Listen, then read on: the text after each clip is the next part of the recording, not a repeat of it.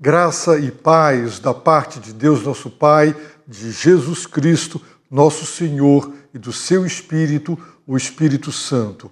Bem-vindos ao programa Aroma de Vida, que abre a grade da programação da Constante TV. Toda segunda-feira, 19 horas. Eu convido você a participar deste programa, comentando, inclusive, porque este programa, Aroma de Vida, é um programa dedicado à exposição da Palavra de Deus. A verdadeira pregação é a pregação que é serva da Palavra. Portanto, expor a Palavra de Deus é o compromisso da Igreja de Jesus Cristo com a própria Igreja e com o mundo perdido. E o programa Aroma de Vida está com esta ênfase: expor livros completos da Bíblia, capítulo por capítulo, versículo por versículo. No momento, estamos estudando a primeira carta de Pedro, carta preciosa, carta relevante. Já apresentamos as razões dessa relevância, o contexto cultural dos destinatários da primeira carta de Pedro é bem semelhante ao nosso próprio contexto cultural, onde estamos percebendo uma onda crescente, uma onda cada vez maior contra a fé, contra os valores cristãos, os símbolos cristãos, contra os próprios cristãos. E nós precisamos estar preparados, porque assim como no tempo de Pedro, aquelas igrejas e aqueles irmãos sofreram a aversão, a rejeição, o desprezo e a perseguição dos seus conterrâneos e contemporâneos, mas essa perseguição, ela evoluiu para se tornar estatal. As instituições de Estado perseguiram cruel e barbaramente a Igreja de Cristo, querendo exterminá-la. E tudo indica que essa onda anticristã da sociedade, ela crescerá, segundo a perspectiva bíblica, para uma perseguição que será de todas a maior e a mais difícil, conforme profecia do próprio Senhor Jesus Cristo. Assim, acompanhe essa exposição. 1 Pedro, capítulo 1. Hoje meditaremos, consideraremos o versículo 23 desta preciosa carta. Está escrito assim em 1 Pedro, capítulo 1, verso 23. Fostes regenerados, não de semente perecível, mas imperecível, pela palavra de Deus que vive e permanece. Que declaração maravilhosa! Pedro afirma: fostes regenerados. Ele já havia dito no capítulo 1, verso 3, bendito seja o Deus e Pai de nosso Senhor Jesus Cristo, que nos regenerou. E agora ele repete, dizendo, fostes regenerados. Ele quer nos relembrar, ele quer que nós recordemos, ele não quer que nós esqueçamos do que ele acabou de apresentar 7 mandamentos, 7 deveres, 7 obrigações. E por que os cristãos devem obedecer a estes mandamentos? Por quê? Porque fostes regenerados. No capítulo 1, do versículo 1 ao versículo 12, o apóstolo Pedro, ele expôs a doutrina da salvação. Ele expôs o que Deus fez para nos salvar. E o versículo 13 é a transição, é a ponte para os mandamentos, para os cristãos, em todas as esferas e áreas da vida. E o apóstolo Pedro nos apresentou, então, como consequência da salvação e do que Deus fez, o que nós devemos fazer. E segundo ele, nós devemos, em primeiro lugar, ter autocontrole. Em segundo lugar, nós devemos esperar na graça de Deus. Em terceiro lugar, ele ordena para que nós não nos amoldemos aos desejos pecaminosos. E, em quarto lugar, ele ordena para que sejamos santos. Em quinto lugar, ele nos orienta e ordena para que nós andemos com temor. Em sexto lugar, ele também nos ordena para que nós andemos sabendo que fomos resgatados. E em sétimo lugar, ele afirma: amai-vos uns aos outros. Por quê? Por que devemos nos amar uns aos outros e obedecer a todos esses mandamentos? Porque fomos regenerados. No versículo 13, que faz a transição, ele diz: portanto, para deixar claro que, a partir de agora, ele apresentará a conclusão de tudo que ele expôs e da doutrina da salvação, os desdobramentos na vida moral, na vida ética, na vida eclesiástica, no caráter, na conduta, nos relacionamentos, nas atitudes para com uma sociedade avessa e que os perseguia. Ele disse, portanto, no versículo 22, ele diz: assim, do mesmo modo, igualmente, ele continua apresentando quais são as obrigações dos salvos. E ele deixa claro para nós, ao dizer que o nosso entendimento está pronto para entrar em ação. E qual é a ação? Obedecer. Por quê? Porque nós sabemos o que nós devemos fazer baseados no que Deus fez. Por isso o apóstolo Pedro, ele retoma o tema da regeneração. E ele diz: fostes regenerados. Ser cristão significa ser regenerado, significa ter nascido de novo, renascido, nascido de Deus, ser uma nova criatura. Salvação é regeneração. Salvação é proteção. O Senhor está guardando a herança. A salvação é descrita como uma herança que os filhos de Deus herdarão de seu Pai, e Ele está guardando, protegendo ela no céu para os salvos, e está na terra protegendo os salvos para esta herança. Salvação é regeneração, é proteção. Salvação é redenção. Somos do Senhor, Ele nos comprou.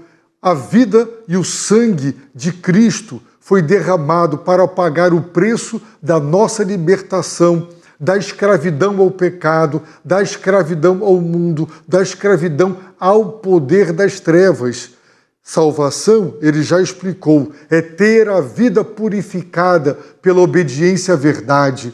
Quando ouvimos a verdade, a palavra da verdade, o Evangelho, e pela graça e pelo poder de Deus obedecemos a essa verdade, a nossa vida foi purificada e continua purificada. Não implica em perfeição, porque continuamos pecadores, mas a salvação, ela traz o perdão dos pecados e ela também traz a purificação. E o apóstolo Pedro, então, nos relembra: fostes resgatados. É muito interessante ele nos lembrar que fomos resgatados, porque a regeneração, ele disse, fostes regenerados. A regeneração é uma obra da graça e soberana de Deus. O verbo está no tempo perfeito, indicando que Deus nos regenerou no passado e nós fomos regenerados. Nós, no presente, continuamos regenerados e, no futuro, continuaremos. É uma obra que foi feita no passado, cuja realidade se prolonga e se estende para o presente e até o último momento da nossa vida. Ele nos regenerou. Existem igrejas e doutrinas que defendem a perda da salvação. Por quê? Porque para muitas pessoas é possível perder a salvação, mas salvação é regeneração. E uma vez que Ele nos regenerou, A regeneração, o novo nascimento, o fato de sermos novas criaturas renascidas de Deus é para todo o sempre. E essa obra, ela não enfrenta qualquer tipo de regressão, de inversão. É uma obra divina. Fostes regenerados. O verbo, além de estar no modo perfeito, indicando que Deus fez isso no passado e continuamos exatamente assim regenerados, está na voz passiva, deixando claro que a regeneração é uma obra soberana. Ele é o sujeito ativo, ele nos regenerou. Nós, no que diz respeito à regeneração, somos absolutamente passivos. Nós estávamos mortos em nossos delitos e pecados, nada fizemos, não cooperamos de modo algum. Ele nos visitou, Ele nos ressuscitou espiritualmente, Ele nos deu um novo coração, uma nova vida. Nascemos de novo, renascemos. Por isso Pedro lembra, vocês devem ter autocontrole, vocês devem colocar toda a sua esperança na graça. Vocês não devem se amoldar aos desejos pecaminosos. Vocês devem ser santos. Vocês devem andar em temor. Vocês devem andar sabendo que foram redimidos, resgatados. Vocês devem se amar uns aos outros. Por quê? Porque fostes regenerados. É uma obra divina. Foi Deus quem fez essa obra. Nenhum de nós cooperou. E porque Ele fez esta obra, Ele nos capacitou agora a obedecer. E é por essa razão que o apóstolo Pedro volta ao tema da regeneração, dizendo: fostes resgatados. Foi Deus, soberana e graciosamente, quem vos visitou e vos fez nascer de novo. Fostes regenerados. E ele diz: como foi que isso aconteceu? Fostes regenerados, diz o apóstolo Pedro, de semente. Nós sabemos que toda a vida que existe é produto de alguma semente. Toda árvore, todo fruto tem a sua semente. Deus criou os seres vivos, os animais, todos os seres vivos, o próprio ser humano, com capacidade de procriar. O homem tem a sua semente, e quando a semente do homem se une à semente da mulher, então é gerada uma nova vida. Toda a vida ela é produto de uma semente, com exceção de todos os vegetais e seres que Deus criou. A partir dali, da criação, todos os seres vivos, eles se reproduzem mediante a utilização de uma semente. E o apóstolo Pedro está dizendo: fostes regenerados de semente.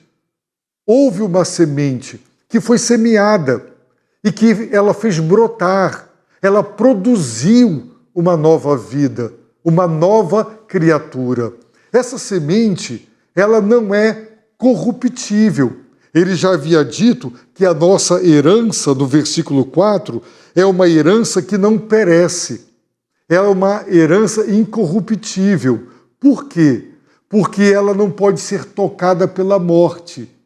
E agora ele está dizendo que Deus nos regenerou pela semente, através de uma semente. Essa semente é incorruptível.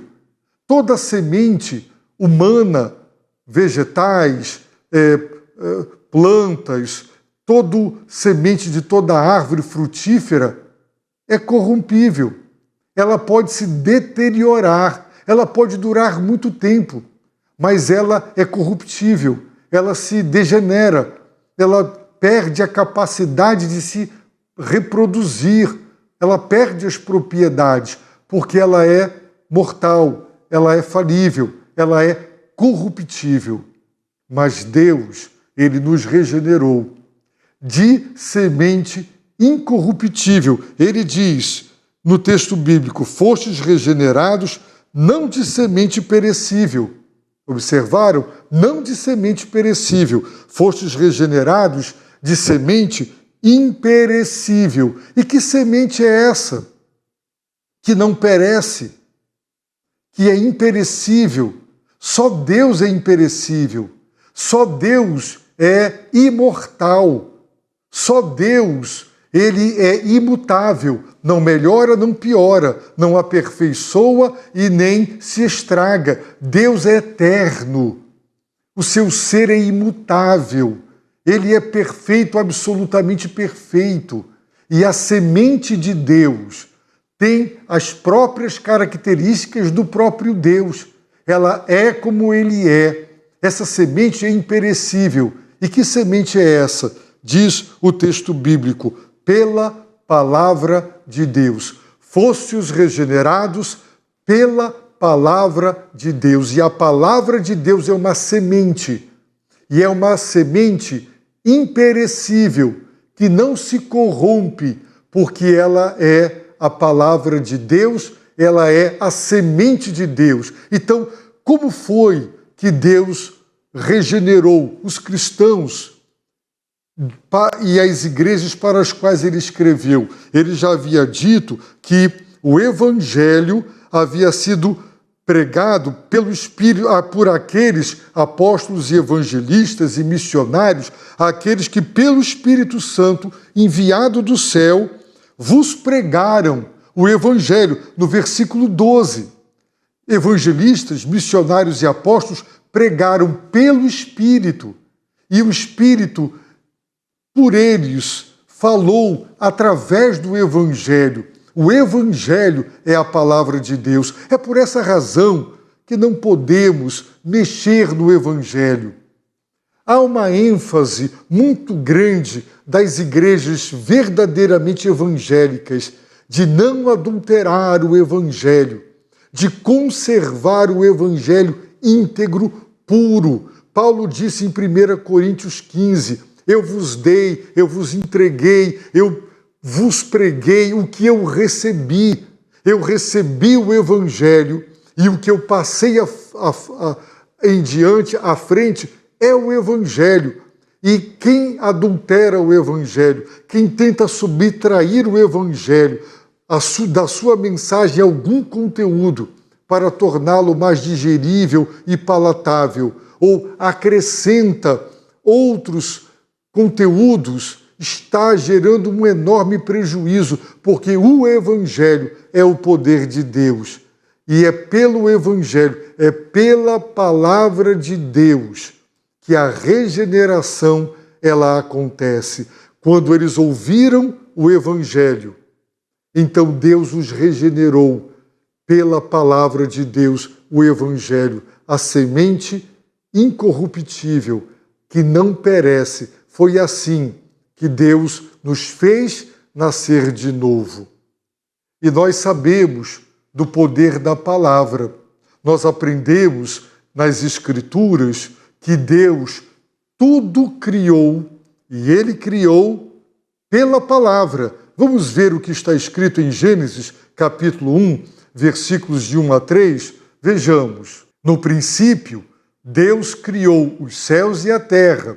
A terra era sem forma e vazia, e havia trevas sobre a face do abismo, mas o Espírito de Deus pairava sobre a face das águas. Disse Deus, haja luz, e houve luz. Disse Deus, a palavra, haja luz, e houve luz. A palavra de Deus tem poder, a palavra humana tem. Se eu te elogio, se você estiver abatido e triste, eu posso erguê-lo, eu posso ajudá-lo a sair daquele estado de prostração com palavras. Também posso prejudicar você, abater você, porque as palavras têm poder. E a palavra de Deus, Deus criou tudo pela palavra. Portanto, a palavra de Deus criou esse universo, Deus pela palavra criou o universo e Deus pela mesma palavra cria nova vida, nos faz nascer de novo. Também aprendemos, de acordo com Hebreus capítulo 1, verso de número 3, nós aprendemos. Ele está se referindo a Jesus, é o resplendor da sua glória e a representação exata do seu ser. sustentando todas as coisas pela palavra do seu poder e tendo feito a purificação dos pecados, assentou-se à direita da majestade nas alturas. Observem no texto que o apóstolo escritor desta carta, ele está dizendo que Deus sustentando todas as coisas pela palavra do seu poder. Deus sustenta todas as coisas, a sua criação, pela palavra do seu poder. Ele criou pela palavra. Ele sustenta o que criou, a totalidade da sua criação e das suas criaturas, pela mesma palavra. Também aprendemos com o Senhor Jesus, em João 15, verso 3, que ele limpa a nossa vida pela palavra. Jesus disse: vós, meus discípulos, já estáis limpos pela palavra que vos tenho falado. Nós aprendemos que a nossa obediência à verdade, temos, por essa obediência à verdade, a vida purificada. Agora, o Senhor está dizendo: vós já estáis limpos, a vossa vida está purificada pela palavra que vos tenho falado. É assim que Deus purifica a nossa vida, pela palavra. Ele criou pela palavra, ele sustenta a criação pela palavra e ele purifica o coração pecaminoso do homem pela palavra. Ele também santifica. A regeneração é a obra, primeira obra, é o nascer de novo. E deste momento em diante, Deus está transformando o nosso ser para que cada vez mais sejamos semelhantes. A santificação é um processo de transformação moral para que nós nos tornemos cada vez mais semelhantes ao Filho de Deus. E segundo Jesus, no Evangelho de João, capítulo 17, verso 17, ele diz, é uma oração do Senhor Jesus, ele está dizendo: Pai, santifica-os na verdade, a tua palavra é a verdade. A obra da purificação é pela palavra. E a obra da santificação também é pela palavra. A obra da salvação começa com a regeneração, começa com a purificação pela palavra e ela dá prosseguimento. Deus agora está nos salvando, ou seja, nos santificando pela sua palavra. Nós aprendemos também em Tiago, capítulo 1, verso 18, olha o que está escrito: segundo sua vontade, está se referindo à vontade de Deus. Ele, Deus, nos gerou pela palavra da verdade, para que fôssemos como os primeiros frutos de suas criaturas. Como foi que Deus nos gerou? Pela palavra da verdade. Foi assim que ele nos gerou de novo. É o que as Escrituras nos ensinam. E nós aprendemos com o Evangelho de João, no capítulo 1, versos 12 e 13, o seguinte: mas a todos que o receberam Jesus. Aos que creem no seu nome, no nome de Jesus, Deus o Pai deu-lhes a prerrogativa de se tornarem filhos de Deus, os quais não nasceram de linhagem humana, nem do desejo da carne, mas nem da vontade do homem, mas de Deus. Nasceram de Deus. E porque nasceram de Deus, são filhos de Deus. E Pedro já dissera isso, que fomos regenerados, agora somos filhos de Deus e herdeiros de Deus e co-herdeiros com Cristo, uma nova metáfora para descrever a salvação. Somos abordados, diz o apóstolo Pedro no versículo 14, como filhos obedientes. É isso que somos. Quem nasceu de novo é uma nova criatura, é filho de Deus. Não é filho da desobediência, mas da obediência, porque fomos salvos para obedecer. Ele já tinha dito no versículo 2 que a eleição de Deus é para a obediência e a aspersão do sangue de Jesus Cristo. Portanto, queridos irmãos, nós fomos regenerados e Deus fez esta obra pela palavra. A palavra de Deus cria, sustenta, a palavra de Deus purifica, santifica, gera de novo. A palavra de Deus é a semente de Deus. Nascidos de Deus, nos tornamos filhos de Deus. O apóstolo Pedro nos relembra: fostes regenerados. Não esqueçam, se vocês estão me perguntando por que eu devo amar, devemos nós nos amar uns aos outros. E observe que o uns aos outros significa que a salvação ela é individual. No entanto, quando Ele nos salva para que nós formemos uma família, a igreja. Não existe, segundo o Novo Testamento, cristãos isolados, peregrinos solitários, caminhando em solidão, sozinhos neste mundo. Não, é para viver em comunidade, igreja. Nós somos exortados a nos amar uns aos outros, nós somos exortados a andar com temor, andar sabendo que fomos resgatados, a sermos santos. Por quê? Porque fostes resgatados, vocês são novas criaturas, vocês nasceram de novo, vocês são filhos de Deus, portanto, obedeçam a todos esses mandamentos, porque fostes regenerados de semente imperecível, incorruptível, pela palavra de Deus. E Pedro, então, afirma que ela tem duas características: a palavra de Deus que vive, a palavra de Deus que permanece.